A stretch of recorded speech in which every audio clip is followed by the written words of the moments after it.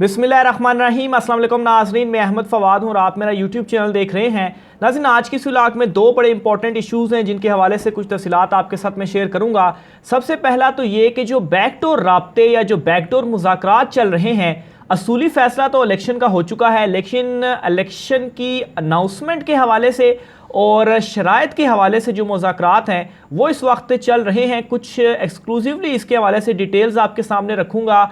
इसमें क्या अपडेट हुई है, इमरान खान साहब की जो तजवीज़ थी आर्मी चीफ जनरल बाजवा साहब से रिलेटेड कि आर्मी चीफ की जो तैनाती है उसको मौखर कर दिया जाए और नई हुकूमत जो आए वो इस तैनाती को करे, इस तजवीज़ के ऊपर क्या अपडेट है।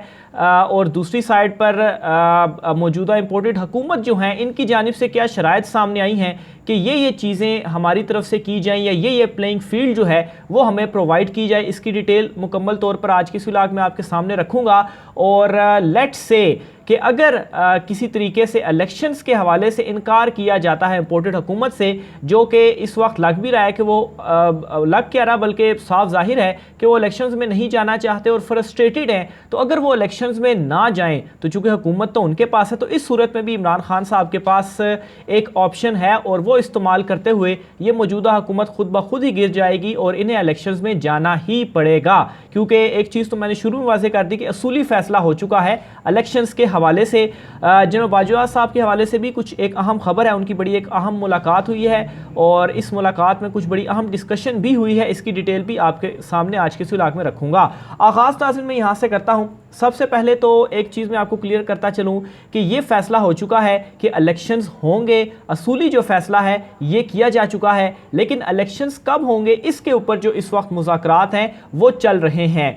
एक तो नाज़रीन ये कि जो इसमें इमरान खान साहब के आगे जो चीज़ एक रखी गई है वो ये है कि प्लेइंग फील्ड जो है वो लेवल प्लेइंग फील्ड जो है वो सबको देनी चाहिए। यानी कि इस चीज़ का मतलब ये है कि नवाज़ शरीफ साहब की वापसी और उस वापसी के बाद जो है वो भी इलेक्शंस में हिस्सा लेंगे और उनकी जब वापसी होगी तो इस चीज़ के ऊपर जो मौजूदा हुकूमत है या मुस्लिम लीग नून है उनके पास एक रास्ता भी खुलेगा कि वो इलेक्शंस में जाएं। चूँकि नवाज़ शरीफ अगर वापस आते हैं तो जैसा कि वो गुड कॉप बैड कॉप वाला खेल खेलते हैं, एक भाई गला और एक भाई पाँव पकड़ता है, तो उस सूरत में सारा का सारा मलबा शहबाज शरीफ पर डालकर और फिर जो है वो अपना एक नया बयानिया बनाकर नवाज़ शरीफ इलेक्शन में जाएंगे। तो ये एक लेवल प्लेइंग फील्ड जो है वो सबको प्रोवाइड की जाएगी और ताकि बाद में ये चीज़ ना हो कि किसी को जो चांस है वो नहीं दिया गया।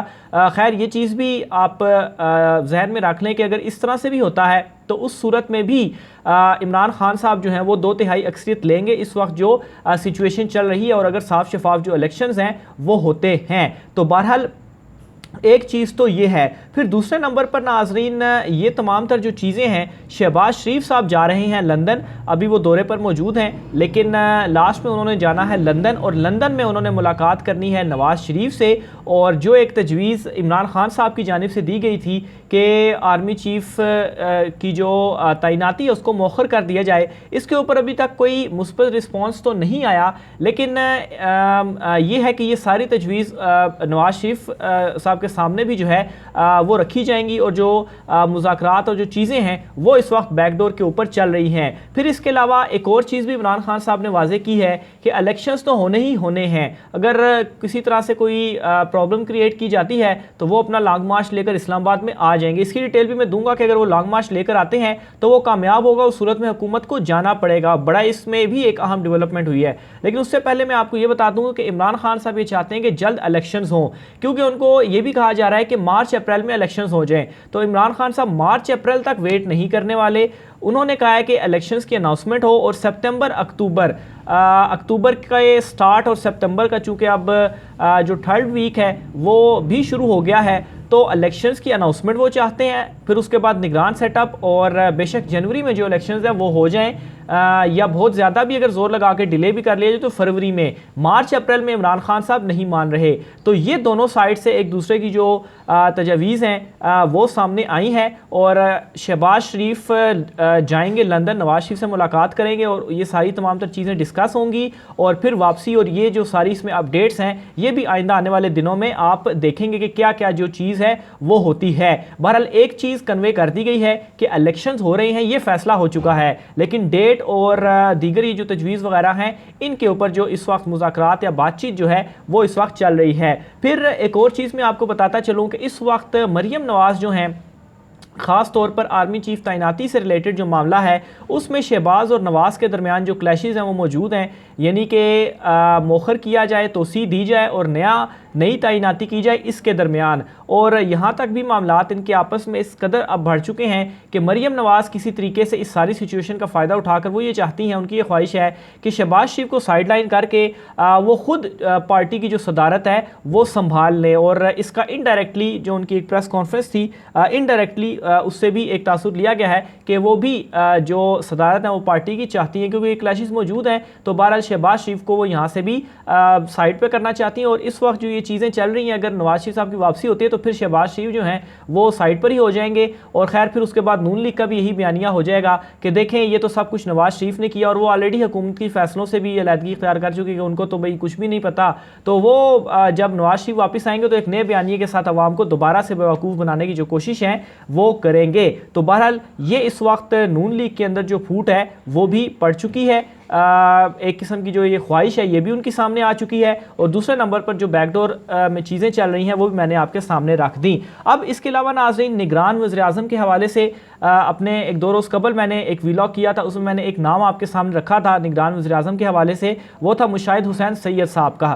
इनका नाम जो है वो चल रहा था, डिस्कशन हो रही थी। एक और नाम मैं आपके सामने रखता हूँ हफीज़ शेख साहब का। इन दो नामों के ऊपर इस वक्त जो डिस्कशन है वो चल रही है। ये नाम जो है वो गर्दिश कर रहे हैं कि किसे निगरान वज़ीर-ए-आज़म बनाया जाए। बहरहाल इसमें जो ज़्यादा चांसेस लग रहे हैं इन दोनों के ही ज़्यादा लग रहे हैं, क्योंकि मुशाहिद हुसैन सईद साहब का जो नाम है उनके ऊपर आलमोस्ट सारे एग्री हैं। पाकिस्तान तहरीक इंसाफ की बात की जाए तो हफीज़ शेख साहब का ताल्लुक चूँकि उनसे रहा है तो हो सकता है कि इनके नाम के ऊपर वो एग्री कर जाएँ। फिर पीपल्स पार्टी से भी हफीज़ शेख साहब का नाम रहा है और फिर चूँकि माशी जो सूरत हाल है उसमें भी ज़्यादा फेवरेट इनको करार दिया जाए तो हो सकता है कि इनको प्रेफर किया जाए। बहरहाल मुशाहिद हुसैन सैयद और हफीज़ शेख जो हैं ये दो नाम जो है वो इस वक्त गर्दिश कर रहे हैं कि निगरान सेटअप के लिए इन दोनों के नामों के ऊपर जो गौर है वो किया जा रहा है, जो डिस्कशन है वो की जा रही है। उसके बाद कोई जब फाइनलाइज चीज़ें होंगी तो फिर उसके बाद जो नाम की अनाउंसमेंट है वो भी कर दी जाएगी। अब इसके अलावा नाज़रीन एक और बड़ी अपडेट इमरान खान साहब के लॉन्ग मार्च के हवाले से मैं आपको देता चलूँ। अब मामला इस तरीके से है, चूँकि ये तो कह दिया कि इलेक्शन होंगे, असूली मौक़िफ़ अपना लिया गया है, लेकिन अगर मौजूदा इंपोर्टेड हुकूमत ये नहीं मानती, चूँकि हुकूमत इस वक्त उनके पास है, वो कहती है कि हम जो है वो इलेक्शंस नहीं करवाएंगे, तो फिर उस सूरत में इमरान खान साहब का जो लॉन्ग मार्च वाला ऑप्शन है वो इस्तेमाल भी करेंगे और फिर इनको वापस घर भी भेजेंगे। और इमरान खान साहब का जो इस मरतबा का लॉन्ग मार्च होगा तो अगर शहबाज शरीफ ये जो तमाम तर चीज़ें तय हो रही हैं इनके ऊपर वो अमल नहीं करते तो फिर जो एक उनके ऊपर एक हाथ था या जो गैबी मदद थी वो फिर इनको मैसर नहीं होगी और उसके बगैर तो ये कुछ भी नहीं है।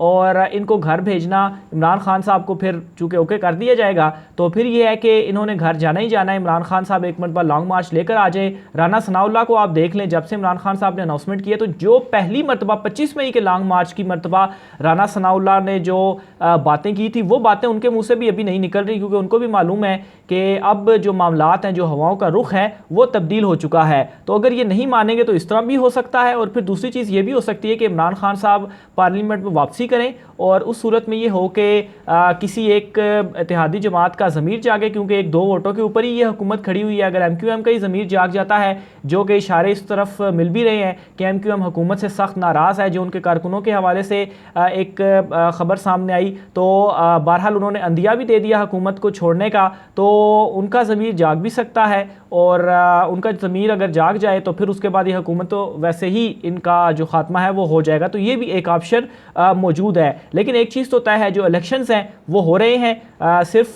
जो कहते हैं कि गेम के जो रूल्स एंड रेगुलेशंस हैं वो इस वक्त तय हो रहे हैं। जो मुज़ाकरात बैकडोर राब्ते हैं अब तो खैर ये खुलकर चीज़ें जो है वो सामने आ चुकी हैं। बहरहाल ये एक बैक एंड पे सोर्सेज के मुताबिक जो सारे मामलात हैं वो चल रहे हैं। तो बहरहाल देखते हैं, शहबाज शरीफ साहब जो हैं वो अब जाएंगे लंदन और लंदन में नवाज शरीफ साहब से डिस्कशन करेंगे। आसिफ जरदारी सारे मामले के ऊपर इस वक्त उन्होंने खामोशी अभी तक इख्तियार कर ली है, लेकिन उनकी जो खामोशी है वो खामोशी नहीं है, बैक एंड पे बहुत सारी चीज़ें जो है वो उनकी तरफ से भी एक्टिव हैं। तो ये नाज़रीन आज का व्लॉग था।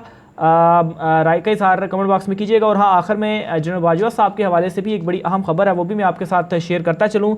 तो army chief general Qamar Javed Bajwa साहब की हंगरी के जो वज़ीर ख़ारजा हैं उनसे बड़ी एक इम्पॉर्टेंट मुलाकात हुई है। और इस मुलाकात में हंगरी के वज़ीर ख़ारजा ने पाकिस्तान में जो सैलाब की तबाहकारियों और नुकसानात हैं, नुकसान हुआ है, इसके ऊपर एक तो अफसोस का इज़हार किया, और बाकी एक और चीज़ हंगरी के वज़ीर ख़ारजा ने कही है, और बल्कि ये कर भी दी है, एक किस्म का जो उन्होंने एक वादा किया था वो पूरा भी कर दिया है। और वो वादा ये था कि पाकिस्तानी तलबा के लिए जो स्कॉलरशिप थी वो 200 से बढ़ाकर इन्होंने 400 यानी कि दुगनी कर दी है। इसके अलावा आर्मी चीफ ने दोस्त ममालिक के लिए जो है इस मुलाकात में नेक ख्वाहिशात और जज्बे और ताउन पर इजहार तशक्कुर करते हुए कहा है कि तरक्की याफ्ता ममालिक और आलमी बरादरी माहौलियाती तब्दीलियों के लिए इकदाम करे। इन्होंने हंगरी से तिजारत, ज़राअत, आबी वसाइल की मैनेजमेंट में ताउन के ख्वाहा हैं, ये भी उनकी जानिब से कहा गया। और हंगरी के ताउन से माहौलियाती असरात पर काबू पाने में मदद मिल सकेगी। इसके अलावा आर्मी चीफ की हंगरी के कमांडर डिफेंस फोर्सेस से भी मुलाकात हुई, जिसमें बाहमी और पेशा वराना जो दिलचस्पी है उसके अमूर के ऊपर भी तबादला ख्याल जो है वो किया गया है। तो ये बड़ी एक इंपॉर्टेंट जो मुलाकात थी वो हुई है।